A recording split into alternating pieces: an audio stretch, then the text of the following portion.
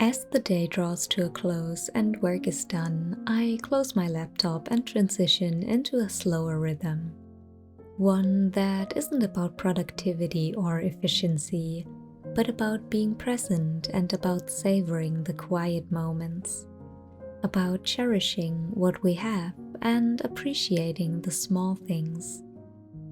Hi everyone, this is Liz. I live a slow and frugal life in the countryside, in search of a slower pace and a simpler way of living. A life that doesn't require constantly buying more, doing more, or rushing through the day. A life that allows me to appreciate the small joys and find contentment in just being, instead of having and buying and seeking validation. To me, frugality and slow living have always been sisters. Both encourage us to make the most of what we have, to be mindful of our time and our resources, and to find joy in the things that cost very little or nothing at all. My evening is a reflection of that mindset, an intentional choice to slow down, to live well without spending much, and to appreciate the beauty in ordinary routines. If that sounds like a path you would like to explore, you are in the right place. I invite you to join me and keep me company on my slow and frugal spring evening. After a long day of work, I always feel drawn outside.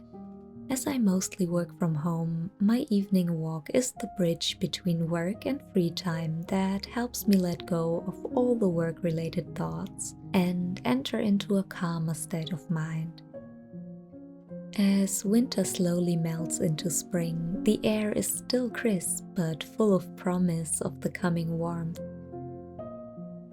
Before I leave, I'll get my laundry from the laundry line where my towels have been drying in the sun all day, absorbing the scent of fresh air, one of my favorite scents in the world, to be honest. Air drying laundry is one of those small frugal habits that feel like a quiet act of care. It saves electricity, makes clothes and towels last longer, and connects me to the natural rhythms of the day and the weather.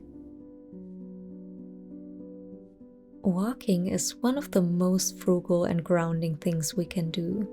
It requires nothing but time and comfortable shoes, and yet it gives so much in return. It clears the mind, stretches the body, and offers a chance to just exist without distraction. As I wander, I notice the small changes in nature, the new buds on trees, the softness of the evening light, the gentle movement of the grass in the wind. Every day there is something new to see, however small it may be. My first stop is always the public bookshelf of the neighborhood, filled with books that people leave and take freely. I love this little tradition because it embodies the spirit of community and simplicity.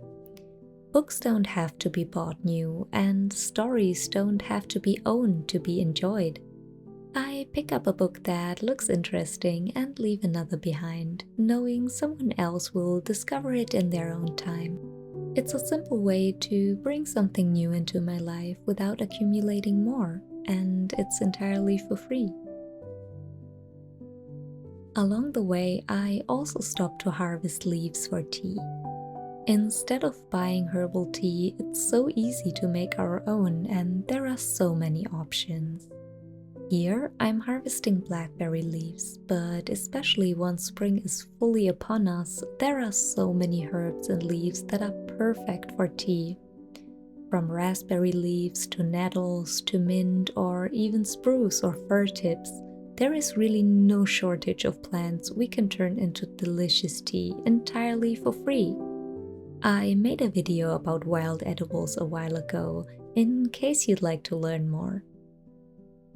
It's a simple way to make use of what's freely available and to create something nourishing without spending anything.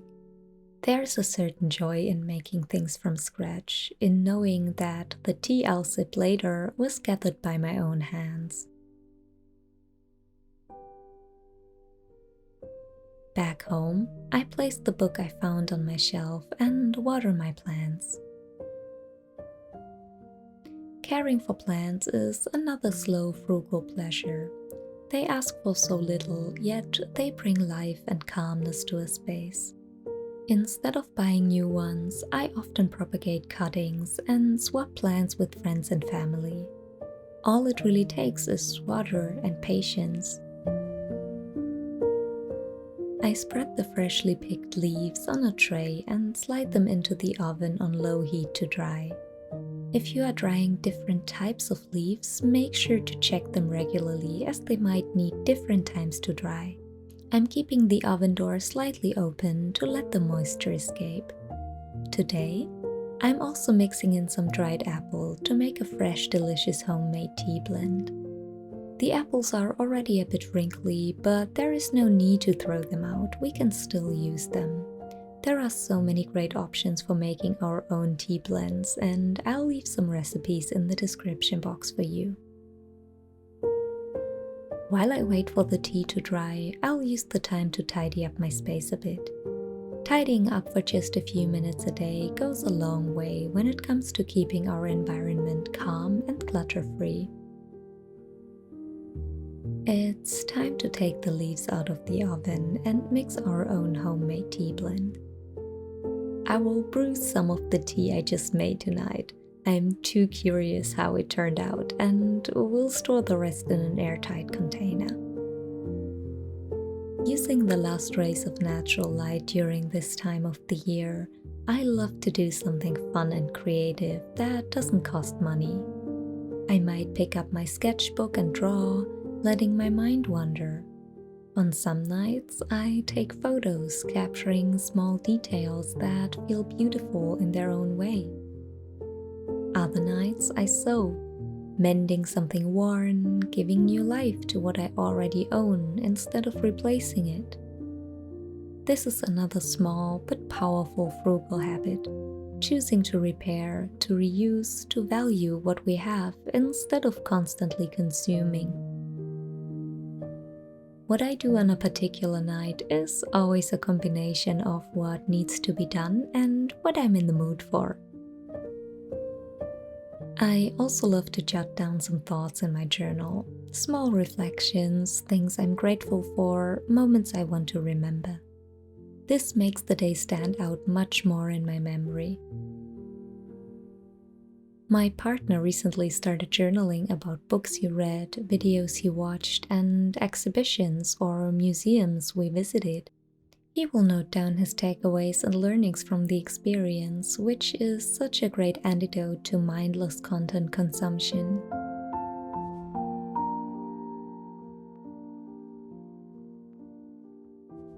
Okay, it's time to try our freshly made tea, am I right?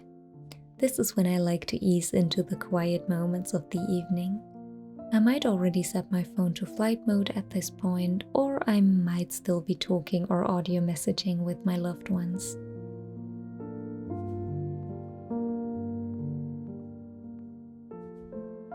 As the night deepens, I light my wax eater candle. It was a gift from my sister years ago, and I love the concept. It eats the leftovers of old candles, using those wax remnants instead of throwing them away. With my freshly brewed cup of tea, I like to settle into writing a letter. I had a pen friend when I was little, when the internet wasn't really a thing yet.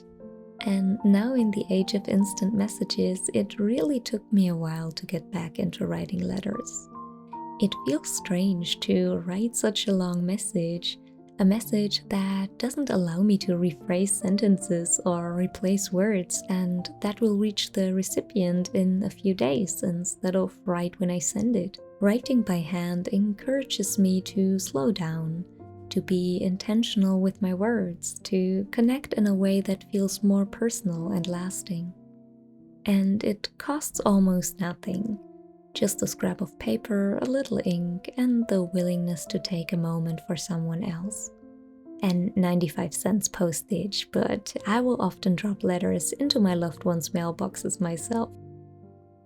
The wax seal was a very lovely and thoughtful gift that I hold very dear. Please let me know in the comments if you can decipher what the seal says. Okay, tonight I'm gonna prepare something just for myself. It's homemade body lotion.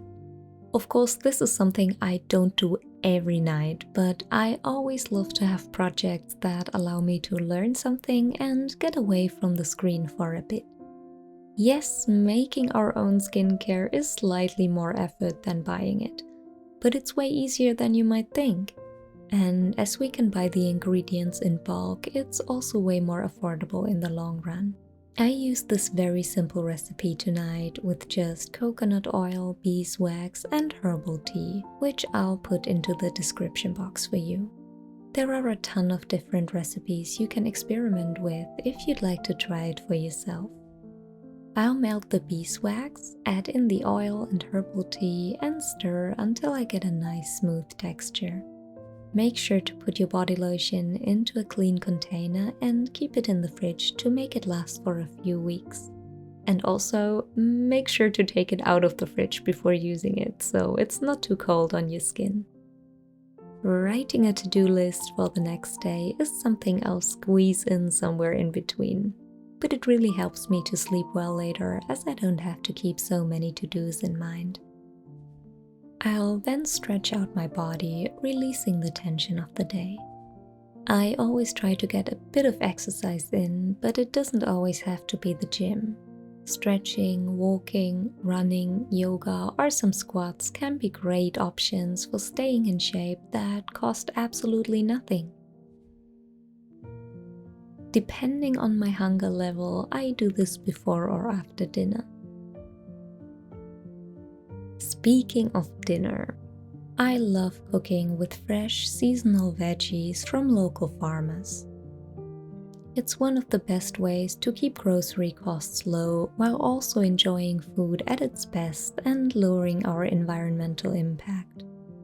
Cooking taught me that frugality has nothing to do with lack, but a lot to do with flexibility. Of course, we can insist on eating a certain meal on a certain day, no matter how expensive the ingredients are, no matter how far they have traveled, no matter if they're in season. Or we can be open to appreciating what nature is giving to us at this time of the year in our area. I love to go to farmers markets to get fresh produce or rescue veggies that won't be sold in supermarkets because the cucumbers are too crooked or the carrots have two legs. This allows me to discover new veggies I never cooked with before, and it sparks my creativity to think of new recipes for the veggies I got this week. If you would like to give this a try but feel intimidated, try typing your ingredients into ChatGPT and have it recommend some dishes to get started. I also love to rescue leftover bread at the end of the day. Here in Germany, we are blessed with extremely delicious bread from our small local bakeries, and I will often get a whole bag full of delicious bread at the end of the day at a fraction of the cost. I encourage you to research if there are similar options available in your area. As I chop, I save the scraps in a container for homemade broth, because nothing should go to waste if it can still be useful. Cooking this way feels like an act of gratitude, appreciating what's available, making the most of every ingredient, and slowing down enough to actually enjoy the process.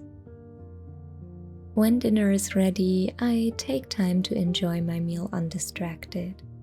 Years ago, I would often have dinner while working with my screen in front of me and my plate next to it. Now I like to make each meal special and allow myself to truly enjoy the food I cooked and be grateful for it. This is the beauty of slow living, learning to cherish what we already have instead of always looking for more.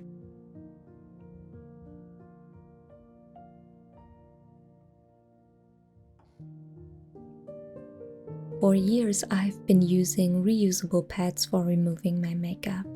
They save me so much money in the long run and don't produce any waste. A mixture of coconut oil and water or coconut oil and herbal tea works perfectly for removing my makeup. I have pretty dry skin, which loves the coconut oil. If your skin has different needs, you might want to look into which natural ingredients can do the trick for you. I love how ingredients we have in our homes anyway can be used for so many different purposes, saving us a ton of money and unnecessary waste in the process. Now it's time for a nice hot shower. And of course, I can't wait to use the new body lotion I just made. Depending on how much time I have, I might treat myself to a little homemade face mask as well. I shared the recipe in this video I'm linking for you up here. I appreciate the simple pleasure of caring for my body with something I made myself. Of course, we can go out and spend a lot of money on every beauty product under the sun, but we don't have to. A frugal life is by no means a life without luxury, a life that doesn't leave any room for treating ourselves. Living frugally simply means to question whether we truly need every product we see, whether there are more affordable alternatives, or whether some nifty online store is just trying to sell us the solution to a problem we don't even have.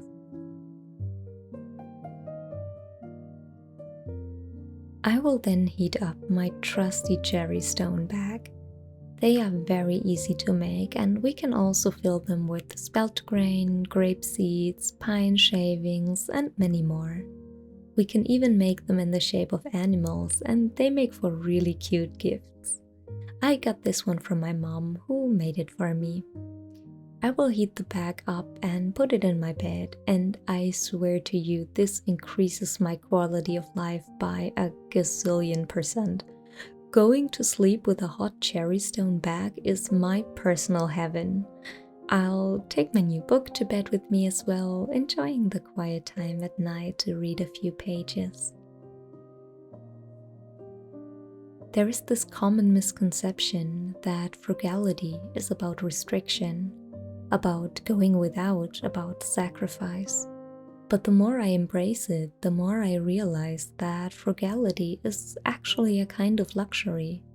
Not the kind tied to wealth or possessions, but the quiet luxury of knowing that I have enough, that I don't need more to be content. Choosing to live simply isn't about deprivation, it's about freedom. Freedom from the constant pressure to buy, to upgrade, to chase things that don't truly bring us happiness. It's about stepping outside of that cycle and recognizing the abundance in what we already have.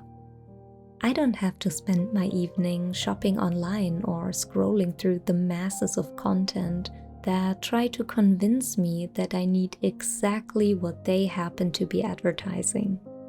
In a world that constantly tells us we need more, frugality is even a quiet act of rebellion. It's choosing to slow down, to savor, to find joy in what is already here.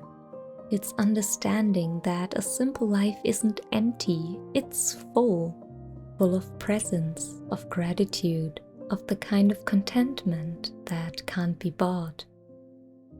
Because at the end of the day, frugality isn't about having less, it's about having what we need. It's not just about saving money, it's about knowing ourselves, knowing our needs, and not burdening ourselves with things that add nothing to our lives. So here's to slow evenings, to simple joys, and to the kind of wealth that can't be measured in things.